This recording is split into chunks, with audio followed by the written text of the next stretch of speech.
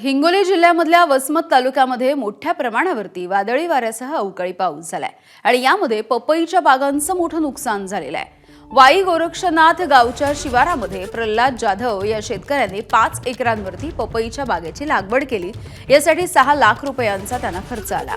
मात्र काल झालेल्या अवकाळी पावसामुळे ही सगळी बाग जमीनदोस्त झाली आहे आणि नुकसान झालेल्या उद्ध्वस्त झालेल्या याच पपईच्या बागेमधून आढावा घेतलाय आमचे प्रतिनिधी माधव दिपके यांनी।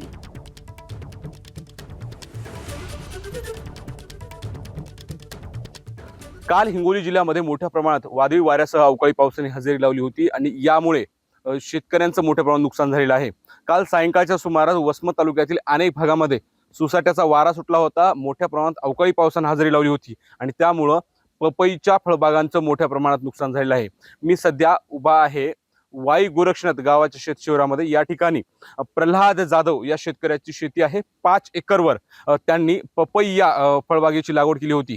काल झालेल्या वादळी वाऱ्यामुळे या ठिकाणी पपईची बाग पूर्णपणे भुईसपाट झाली। आपण या ठिकाणी बघू शकता। काही दिवसापूर्वी लावलेल्या या पपईच्या फळबागेमधून शेतकऱ्याला आता कुठेतरी उत्पन्न हाती येऊ लागलं होतं।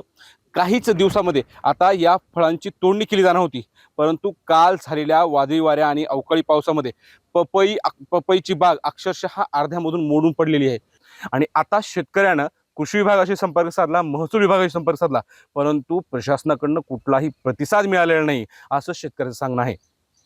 आता मायबाप सरकार या शेतकऱ्यांच्या नुकसानीची दखल घेतं का हे बघणं महत्त्वाचं आहे। माधव दिपके, एबीपी माझा, वाई गोरक्षनाथ, हिंगोली। एबीपी माझा, उघडा डोळे बघा नीट।